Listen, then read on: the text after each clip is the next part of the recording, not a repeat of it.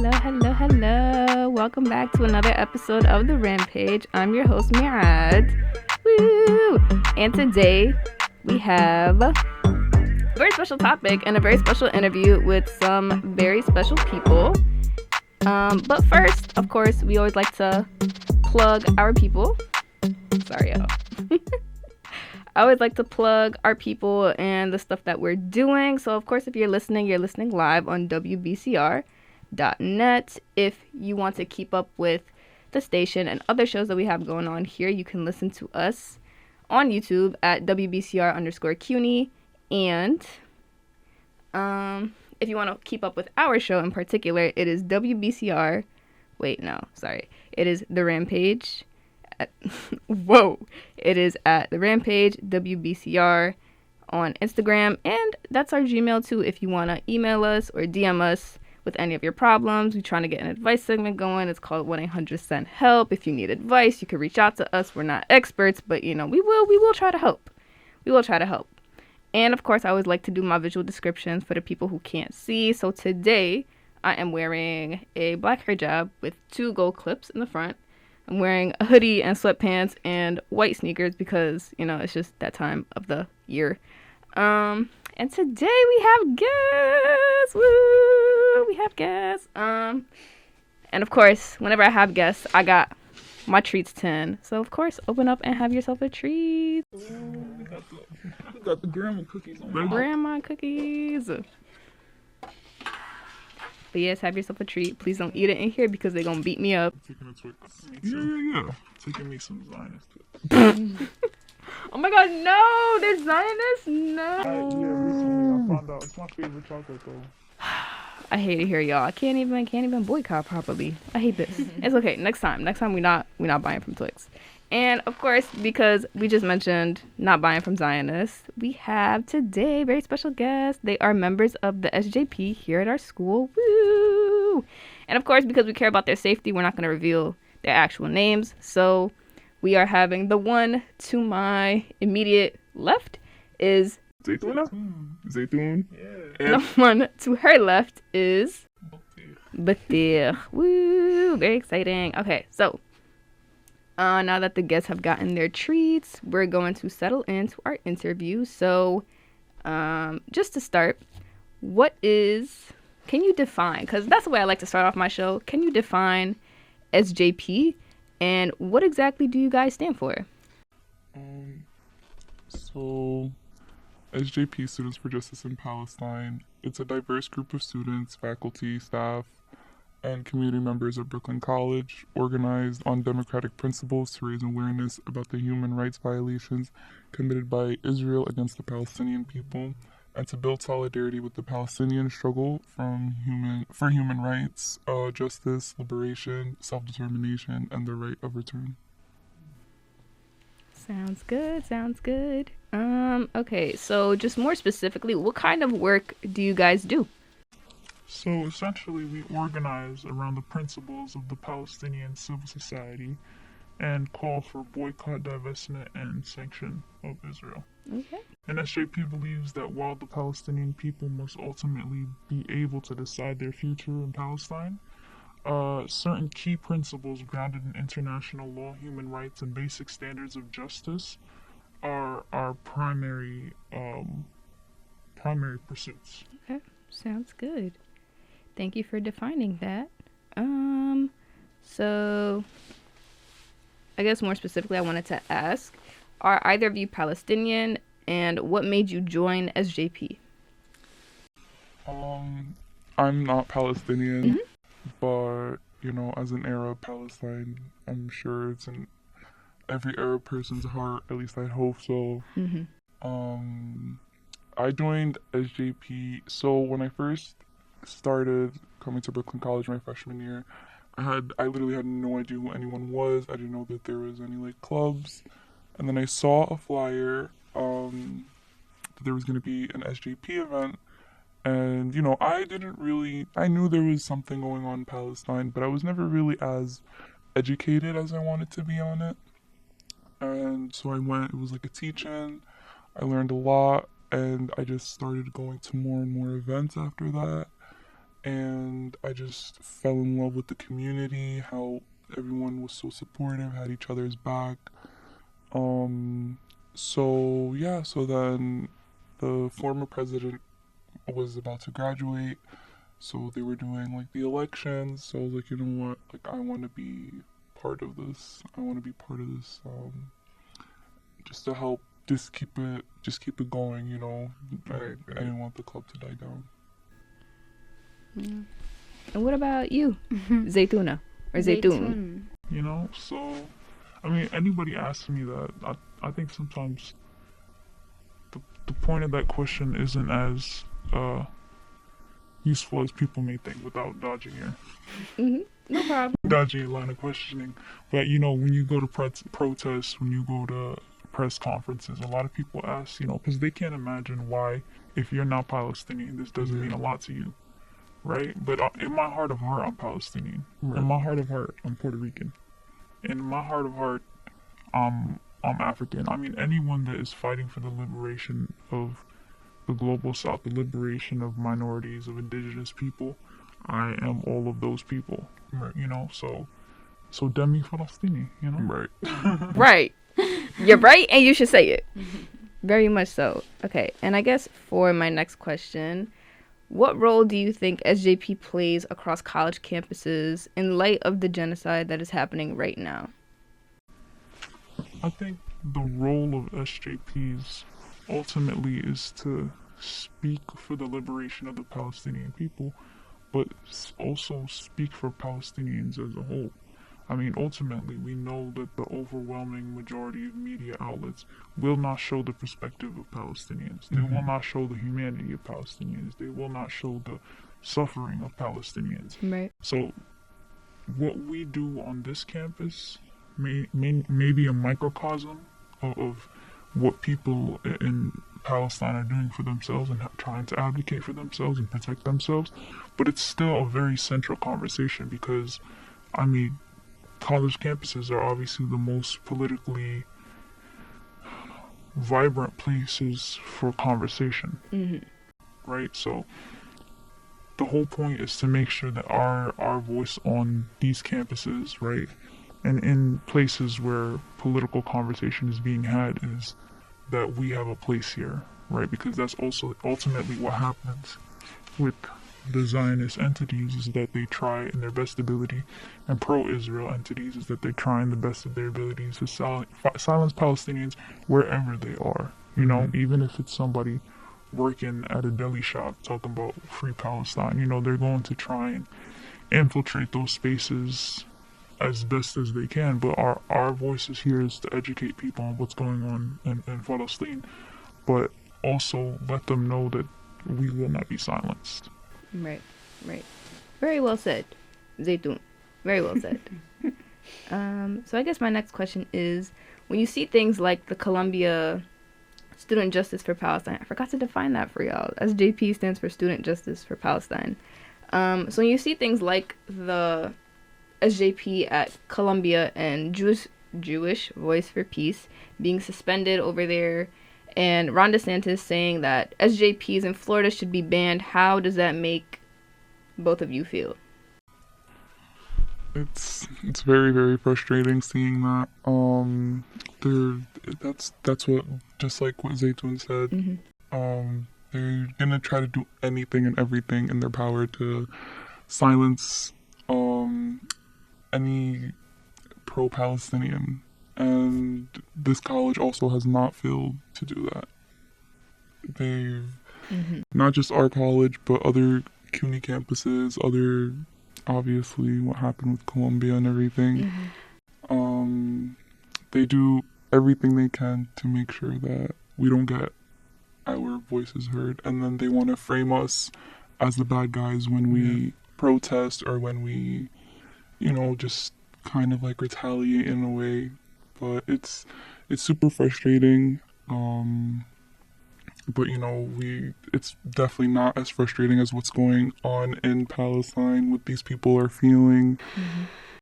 So we just have to try our best to be the voice for the voiceless. Like, people in Gaza right now, they're saying they're not in need of money. What shops are they gonna go to? Yeah. All their shops are demolished. Yeah. And I can't stress this enough. Like, you have to, even if you're sharing one post, even if you're just speaking about it or taking like 10 minutes out of your day to just educate yourself and actually look into where are you getting your news from, you know? Just take time to educate yourself and just, just like I said, be the voice for the voiceless. Just whether if you're Muslim, you make dua, if you find peace through religion in general, pray for them. They don't need the money. The people in Gaza themselves are saying we don't need the money. We just need you guys to go to your universities, protest, go to these big institutions, or like just put pressure on the politicians. Yeah. But yeah. And I feel like it's definitely working. Like, I remember they was gonna approve a bill for $14 billion to go to Israel, and they blocked it. Yeah. The people in government blocked it. Finally. Are we surprised? Obviously they didn't do that because they had like great intentions. They did that because they're fearing for their like seats in the next election. But something. At least it's something. Yeah. So I'm gonna speak a little more to that question. yeah, go ahead. I mean, but please over here. I think covered the very like humanitarian feeling and the very human feeling that you get with interacting with censorship. But I would say even more so on a political level, anytime you have campus censorship, right? Anytime you have the suspending of political clubs, it's actually the greatest argument for the liberation of the Palestinian people. Is if you're saying that, hey, me as someone who in a place of power, if I can be pressured by Zionist lobbies, as they were in Colombia, or as they are a lot of the times at these private universities, if I could be pressured by these Zionist entities, then I'm saying that I will stand for money and I will not stand for truth. Yeah. Right? So if you're trying to argue that you don't censor Muslim students, you don't censor Palestinian students, then what does it say when you're placed in a position of pressure that you actually will silence them? Right? So if anything, this is obviously it's abhorrent, but also it's a great it says a lot. Yeah. It says way more about you. I think if I was someone who's blatantly ignorant on what's going on in Palestine, but I'm noticing that, hey, why don't these people get to speak, but these people are given a voice to speak hatred, right? As many Zionist faculty or Zionist student clubs are on their campuses. What does that say? If you're trying to, pick however many tokenist arguments you want, but you're not allowing voices to be heard, what does that say about you? Yeah. So, as abhorrent as it is, it's the greatest argument for the liberation of the Palestinian people here on campus, but also in Palestine itself. Yeah, definitely. Thank you so much. That was very well said. Thank you. And I think, okay, so my next question is, do you feel like it's true that your actions to organize on campus are being blocked? And if so, why? I mean, I will never stop. If I give you every single example, we're going to be here forever. Yeah. But there's a paper trail here, right? So even if I want to say that this started after, October 7th, no, this has been the case for a while. And just to do a little plug over here, we have the Students for Justice in Palestine, Brooklyn College website, and there you can look at a sort of archive of the censorship that's been going on this specific campus for some time now. Right, so following the attacks on Gaza, we organized a rally which was supposed to be on campus, but of course, falling to the pressures of pro-Israeli groups on campus and faculty, they used a bunch of arbitrary and misused, legal jargon to essentially pressure us to have our rally off campus, right? And of course, as we have seen, this left us open to, an unimaginable experience the very next day. Yeah. When you had Councilwoman Inna Vernikov show up to the demonstration with a gun. Yeah. Right? So what does that say about the safety of students? It says that we don't value your safety. Yeah. And we will allow you to be vulnerable to violence wherever it may be. Yeah. Whether it is by, overcrowding your demonstrations with cops and NYPD and campus security and all of that. But also, we will allow politicians to feel, safe enough to show up with a gun. Yeah. And know that they will receive little to no retaliation. And in fact, they will be faced with impunity. But also, like, on a level of individual organizing, right? Not allowing us to have our events. And again, citing completely misleading and absolutely general language to silence us, essentially, right? You can say, oh, well, this, campus security, this, and, this and this, and just cite a bunch of bylaws that are very obviously taken out of context in our taken out of context in our situation to essentially silence us, right? And then I think it should be more so a conversation of what other groups do not have to face in comparison to Students for Justice in Palestine, right? You don't have college administrators calling other student groups terrorists. Yeah. You don't have them having, barricades at their rallies, and they are allowed to have their rallies on campus and to their own right of free speech.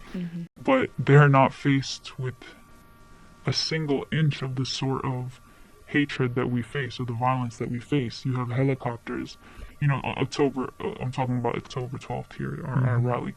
Multiple helicopters overhead, as if they're looking for Osama bin Laden over here. Yeah. Amongst students and high school students and college professors.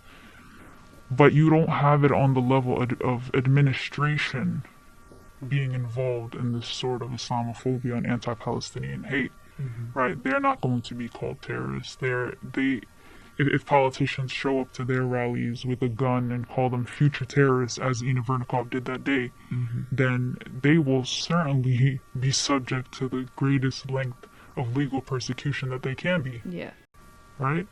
And there's multiple examples, right, on a level that is not exclusive to SJP, but also Muslim student groups, right? If you have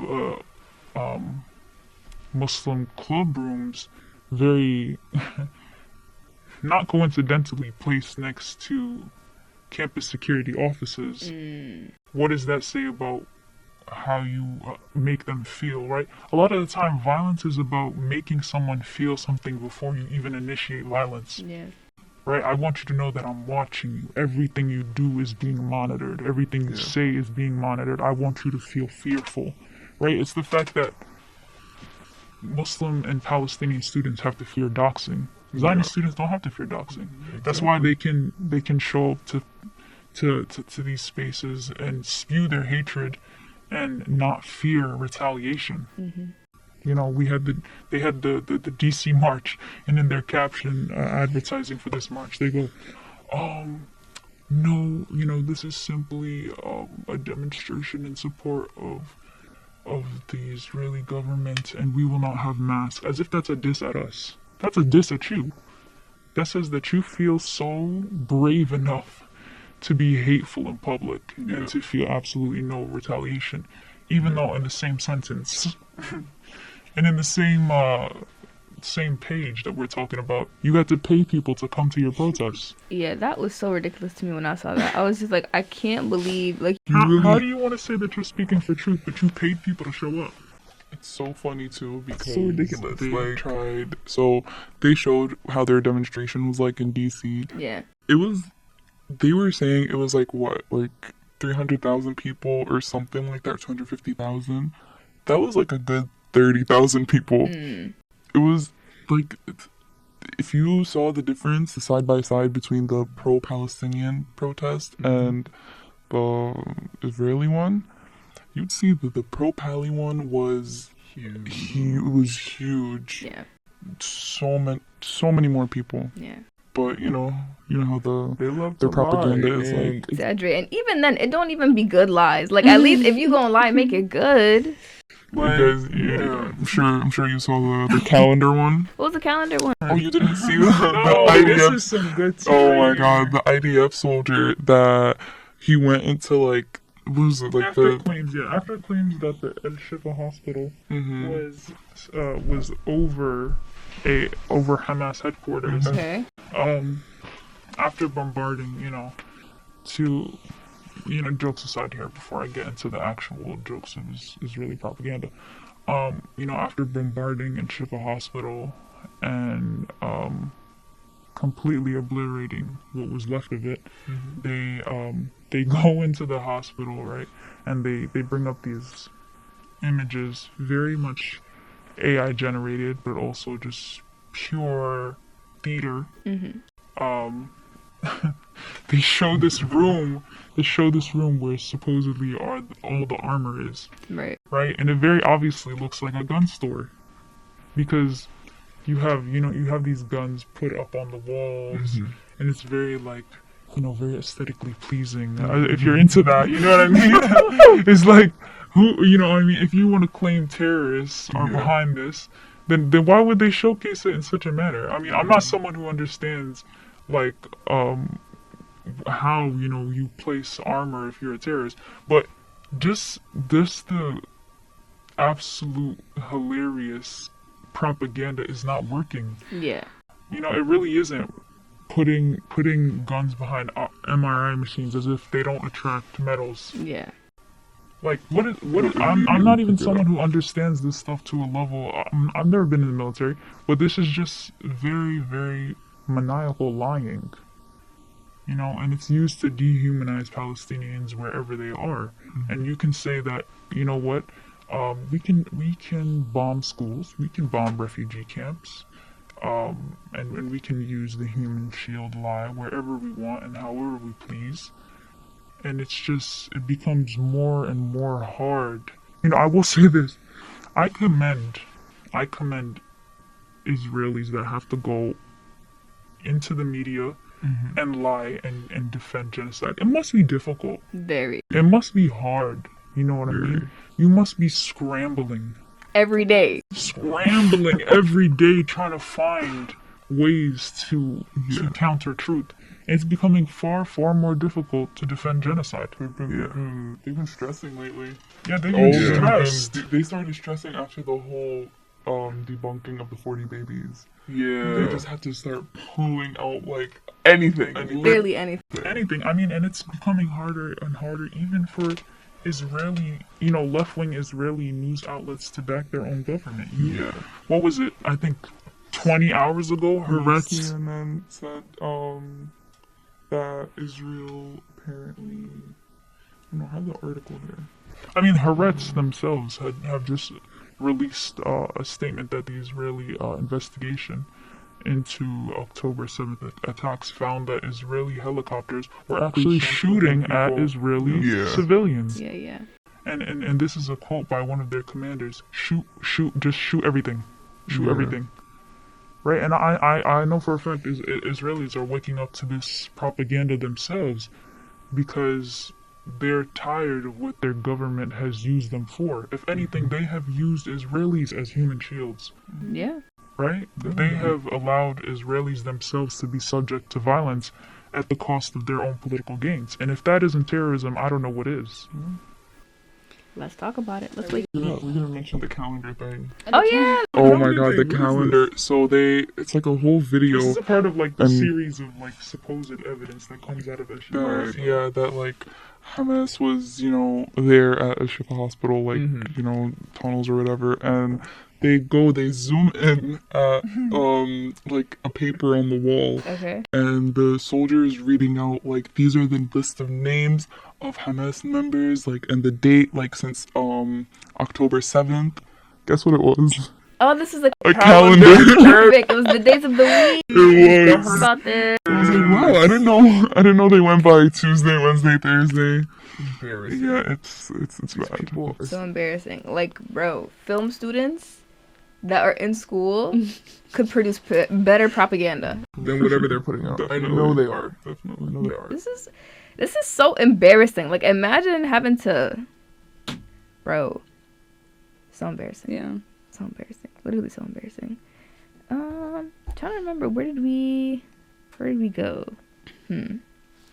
Yeah, I think my next question is going to be, would you say that Islamophobia and anti-Palestinian hate play a role in how you've been treated? In fact, it's the root of why we've been treated how we've been treated. Right? As members of SJP, we understand that our intentions and our fight for Palestinian liberation is not exclusive to Palestinians, and it's not exclusive to Muslims, but also to like people that have a moral compass altogether. You know, a lot of the time in these spaces, people want to completely disregard, allies that are not Muslims, but allies that are also not Palestinian, right? So our joint statement with 19 other multi-ethnic, multiracial clubs is not a reflection of some exclusively Palestinian Muslim coordination or coalition, right? You have Puerto Ricans at our protests, and this is not to make an argument about tokenism, but it's to say you're not going to say that we're the only ones who care, Yeah.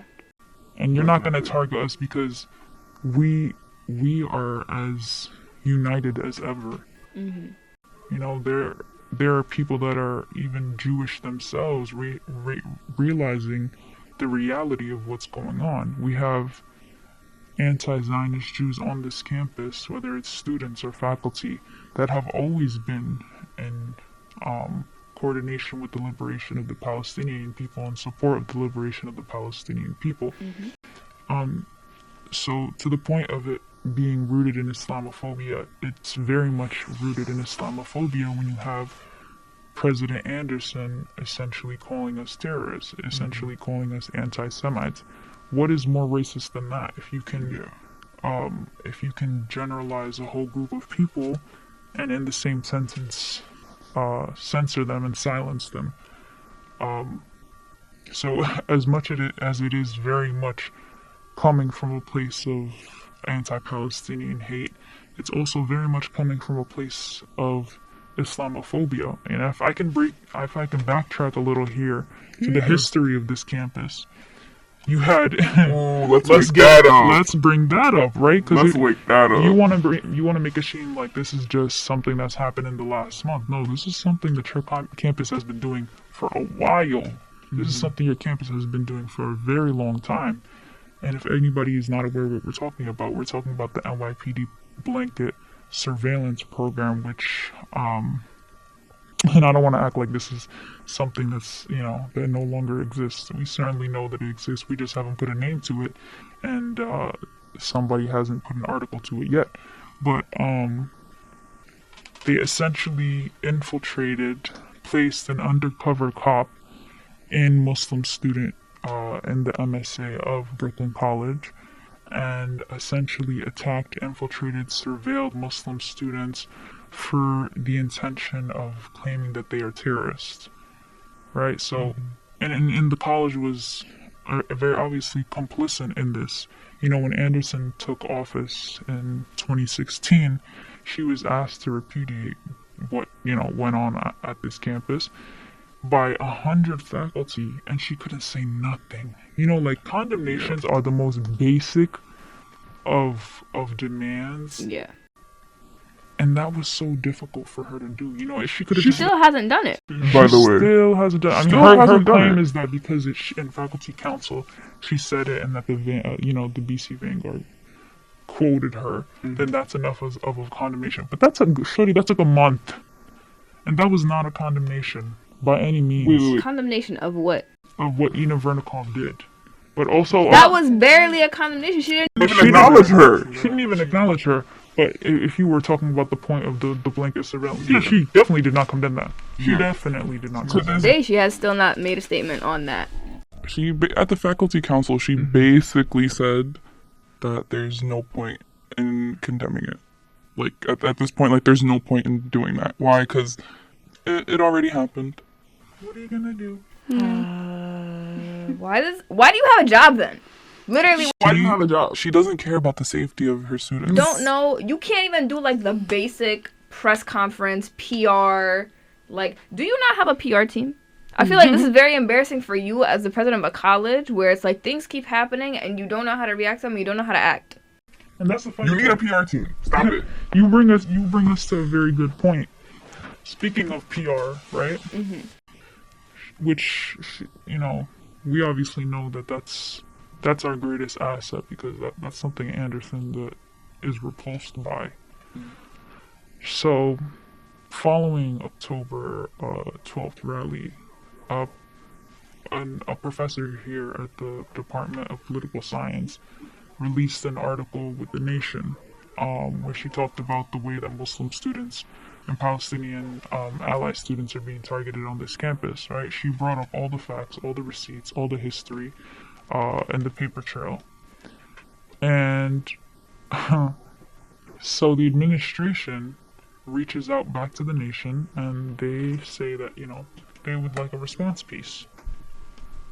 Very obviously coming from Anderson herself. The intentions were very much coming from Anderson herself, because she knows what's at stake here. Her job is at stake, you know.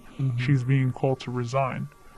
And so instead of sending, you know, the proper, you know, however you call it, the proper PR people Yeah. to defend her and to defend the administration and how they've been acting, they send a Zionist faculty to speak on her behalf. And this is the title of the article. Muslim students are absolutely not being targeted. You know what I mean? Like, the satire is just like, you know, like, honestly, I respect that. The satire is just, it's very, very funny. The jokes write themselves. The jokes write themselves. Really? Really, the jokes write themselves. Right? And so this article claims to make the argument that, you know, Islamophobia is basically not happening on this campus. Anti-Palestinian hate is not a thing on this campus. But you sent a Zionist faculty who has openly and valiantly been racist, right? As they have sent out, you know, an email essentially using Israeli propaganda to target SJP and Muslim student groups. But what in your right mind makes you think that this white man over here can speak on behalf of all Muslims? Yeah. I mean, if you're trying to do good PR here, use a little bit of tokenism. Just a teeny bit. Just a little bit of tokenism here. You could have just found any Muslim, any hijabi, and told them to speak on behalf of all Muslims, even though they don't. And, you know, could have propagated your own type of PR stunt here. But instead, you didn't even make the effort to do that. Exactly. You can't even do PR correctly. You couldn't even do it correctly. You know what I mean? And what makes you think that even... But that's not even the conversation. If we're to make it a conversation about speaking for all Jewish students, which that faculty member does not. He doesn't speak for all Jewish students. We have so many anti-Zionist Jewish students on this campus that can speak on their own behalf.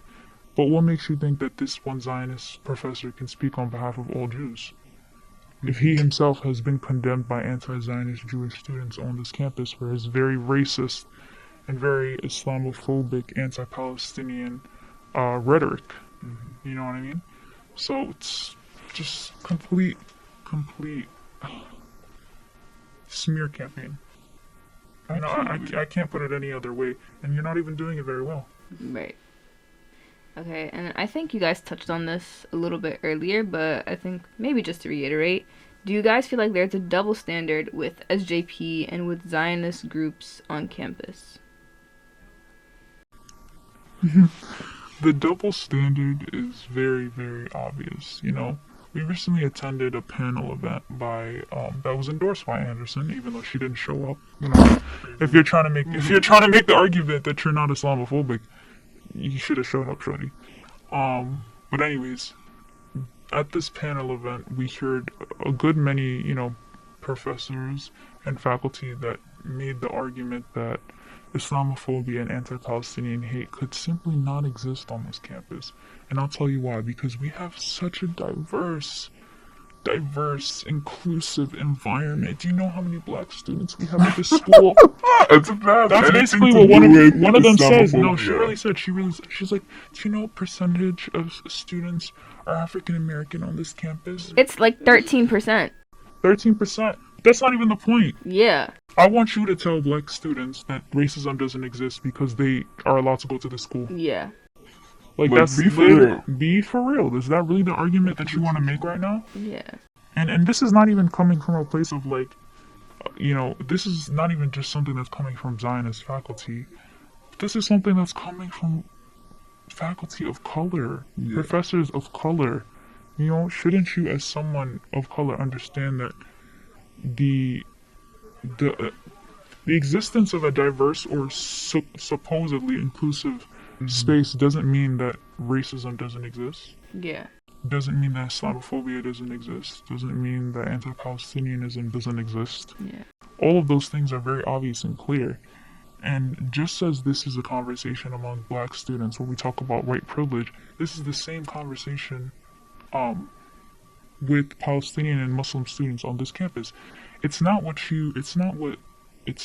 pro-Israeli student groups and faculty have to face. It's what they don't have to face. Right. They don't have to face administration censorship.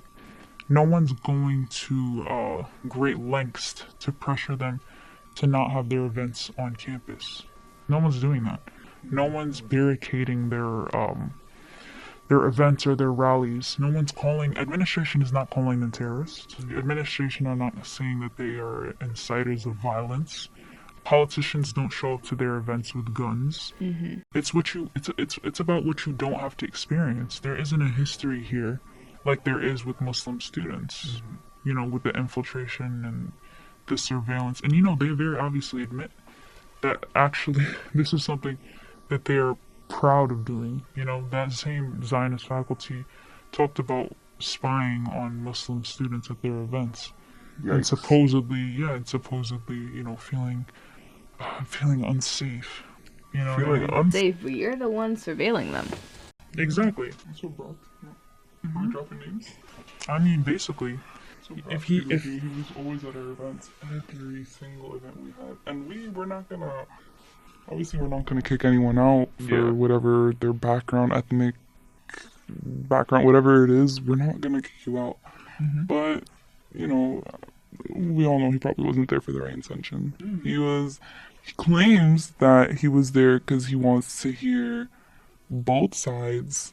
But how are you gonna say that and then you're clearly biased and you're gonna stick to your side, you know? Yeah. Also, to follow up on the question, mm-hmm. at the faculty council meeting, there was a history professor that came up and she said this, and I will never forget this was said because I felt my blood boiling when I heard it. When she said, the Jewish students have the right to mourn just like the Muslim students have the right to protest.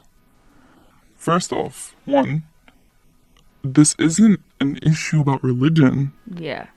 Why are you... That just causes so much, like...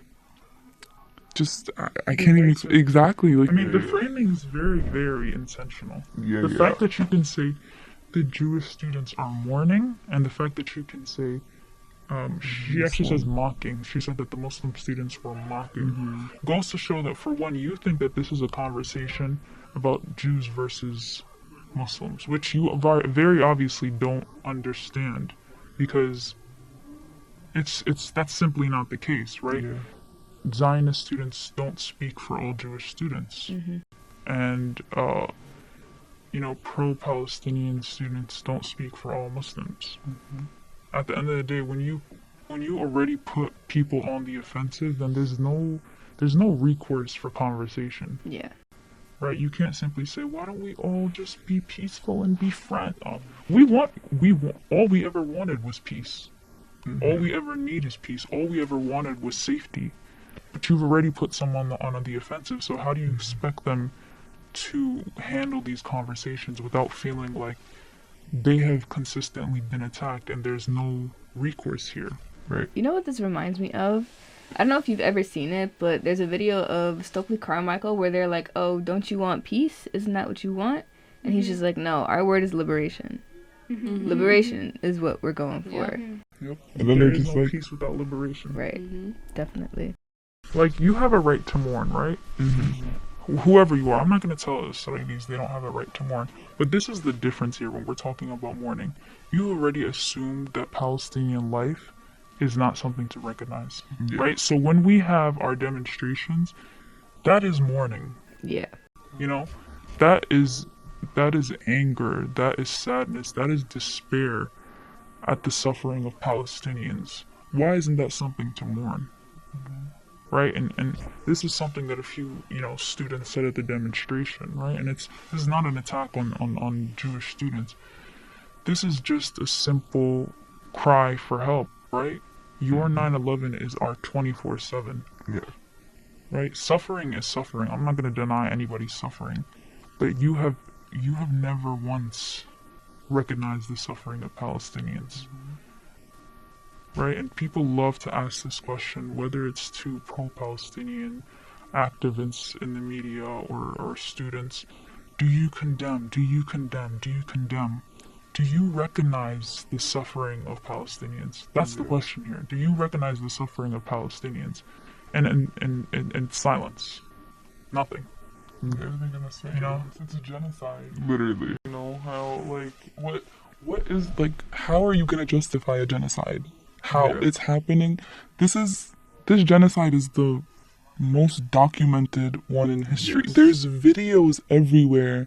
Every day are coming out in Palestine. Exactly. Yeah. How are you still gonna deny? It's happening right in front of your eyes. How are you denying it? Yeah. It's a crazy world we live in. Yeah. It's very ridiculous. Yeah. Very ridiculous. So then, can we talk about what that day was? The day that Inna Vernikov showed up here with a gun. Just walk me through, how did the day go on your end? Okay. Because I'm sure, obviously, you didn't plan for this lady to show up. Obviously not. Yeah, walk me through that. So I didn't even know that there was gonna be so much media there. I walk out and I'm just like, wow, that's a lot. Yeah. And first thing I say is, I turn around, I tell everyone who's gonna be at the demonstration, do not interact with them, do not give out your name, because of doxing purposes. And we'll touch up on that. But so immediately someone from the media was like, "You're the one that called us here." First off, no, I didn't call any of you to come. Yeah. We're just here. We just want to get our voice out there. We want to be heard. So we're chanting, and as we're chanting, we're I don't know how to describe it. Okay, so we're by the east quad, the entrance right up front. And obviously... Hold on, let me just explain it. So for the people who do not go to Brooklyn College, we have basically a big main street that cuts both the campuses. We have an east quad and a west quad. And basically there's a big-ass street that cuts... I shouldn't have said that. Whatever. There's a big street, main street, where buses go by, cars go by. and the protest was supposed to happen on campus on the East side. but instead they moved it to the gates, like Right outside campus Right gates. outside. campus gates on that main street. So like on that main street, like students obviously go by. There's a high school right there.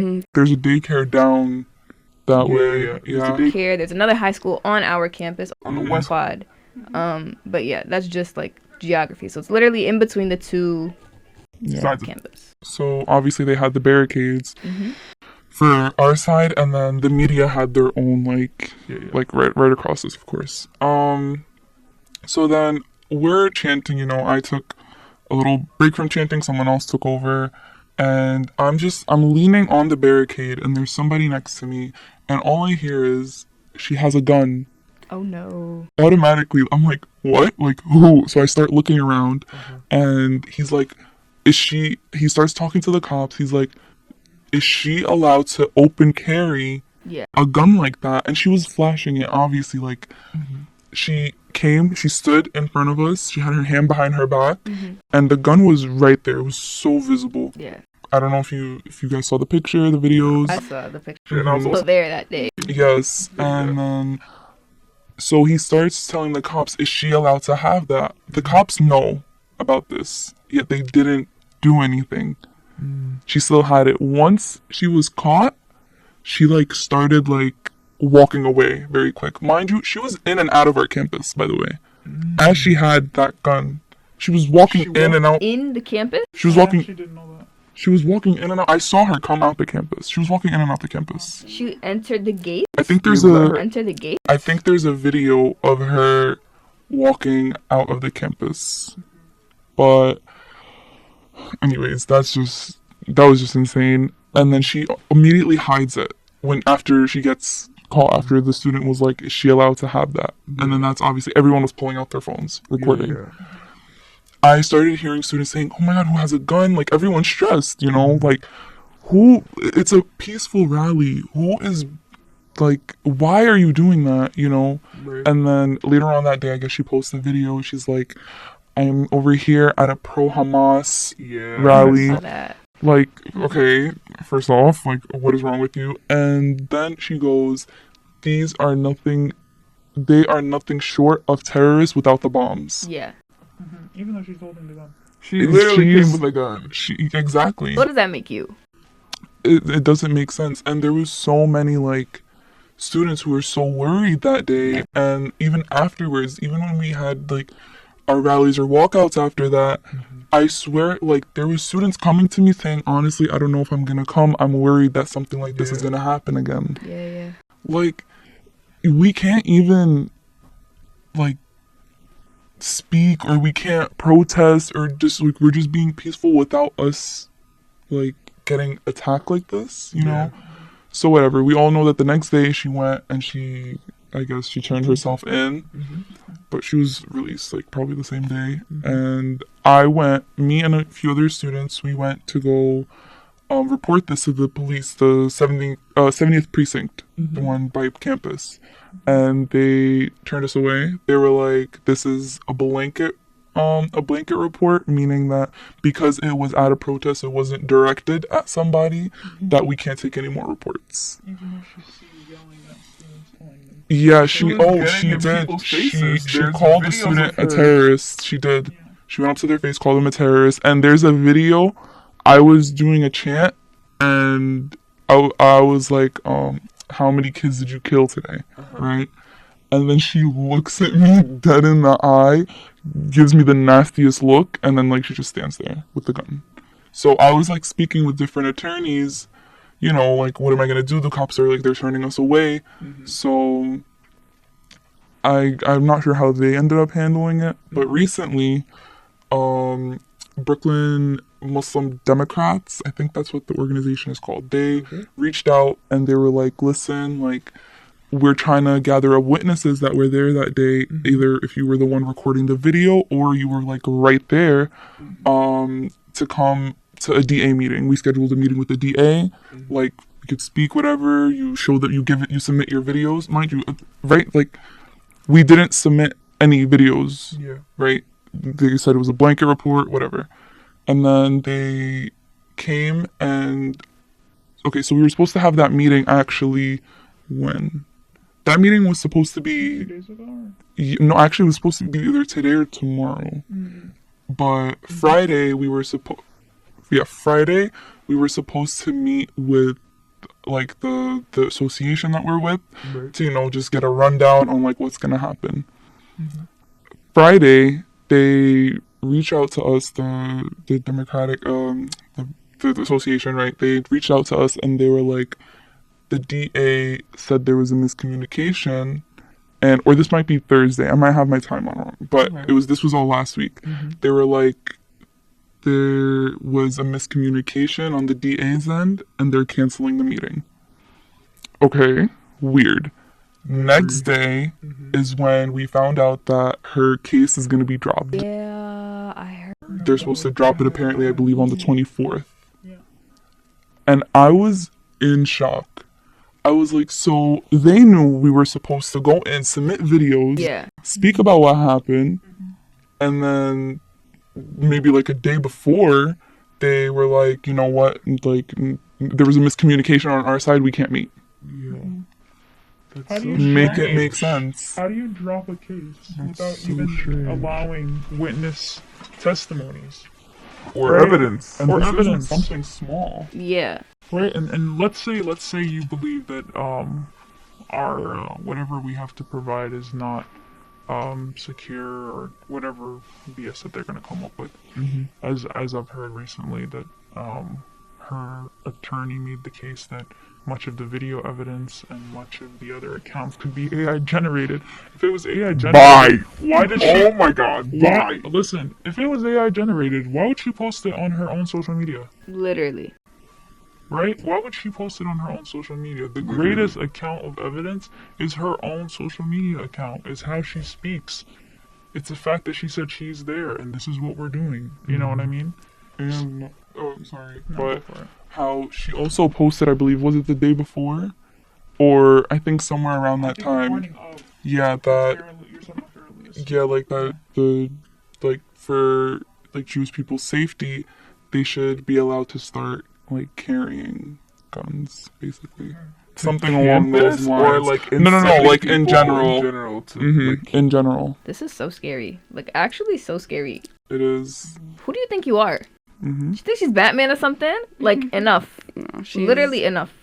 Oh my God. And unfortunately, she got reelected. So She got reelected? yeah, she did. Unfortunately. Every time I hear something new about this lady, I get angrier and angrier and angrier. It's actually so funny. Like, I don't know if this is appropriate, but I'm just saying it. They just posted. So I think Nerdine, she was the one that posted. You know Nerdine, she's the head of Within Our Lifetime Palestine. She's the one that's like behind all the organizing and stuff. So they posted her and a picture of her and then Momo, right? They do you know Momo. And they were like, besides looks, what these two have in common is they like scaring kids. Yeah. And I was like, yo, honestly, you're so right. Let's talk about it. Let's talk about it. Very much so. Very much so. Okay. I think we have to wrap this up. And also remember that the Palestinians over there, they're going through this every day and worse, This is the least that we're doing for them. Us just speaking up about what's going on, that's the least we could do. So my message is just keep fighting. I know how burnout could be. I know how exhausting this might seem, but always think that the Palestinians, they're fighters. They're fighters, and I know they're not gonna stop fighting. Especially this younger generation that's coming up. Yeah, my little sister, bro. She's not staying silent about any of this, and we just need to educate them the right way. Right. Yeah. Do you have any final comments, Zaytoun? Closing thoughts. I think, honestly, as much as people will, because a lot of the time with the work that we do, you find a lot of people that feel hopeless. A lot of people that feel like, well, there's no point at the end of the day. Whatever we do here is not going to affect the what actually goes on in Palestine, and it's not going to actually mean anything for the Palestinian people. And I want to push back on that idea. that actually public opinion is changing. Mm-hmm. You know, Definitely. you can't buy your way to truth, and you can't buy your way out of injustice. People are becoming far more curious, learning and understanding how long the Palestinian struggle has been for. Mm-hmm. You know, with every outbreak of violence against the Palestinian people, you have a new wave of curious people, a new generation of people who want to understand how do we come to this point. You know, and it's not just a matter of public opinion changing, but people are taking it, taking it to their wallets. You know, boycott, divest, sanction. Mm-hmm. Take for example Starbucks. The level of boycotting has very, very much affected them. You know, and that's because people are starting to pick up on it, that I don't want my tax-paying dollars to pay for genocide. Yeah. You know, so always keep that in mind. And don't feel that a lot. I know I hate to say this because I understand that when a lot of time when pro-Israeli people say this, it's not coming from a place of true sincerity. Mm-hmm. But truthfully, when you look at the media, when you read, gain some actual media literacy. Because a lot of the people, as much anger as we are justified to feeling, there's nothing more powerful than knowledge and educating yourself. You know, don't just understand and really try and gather what's the best way to execute social awareness. You know, for one, educating yourself, but also educating others, and actually being sincere to your values. You don't have to say something just because you feel like you should be compelled to, and that it's a better argument because, well, then they're going to say this, or then they say, no, speak truth. At the end of the day, most people want to understand something from an objective perspective. Speak truth, and people will eventually understand why things are the way that they are, you know. So that's probably my closing point. Right. If there isn't anything more to say, thank you guys so much for coming on. Thanks for having us. Anytime. This has been the Rampage. Thank you so much for listening. Where can people find you and find out about events or just things that you guys are doing? If you go to the Instagram BC_SJP, you'll find that's where we post most of the events. Plug the website too. Yeah. We need to update that though, but you can plug the website. Okay, you can plug it. For Justice in Palestine, Brooklyn College. Let me just be sure of the name. BrooklynSJP.com. Okay. And we'll see you guys next week. Thank you guys for listening, and peace out. Bye.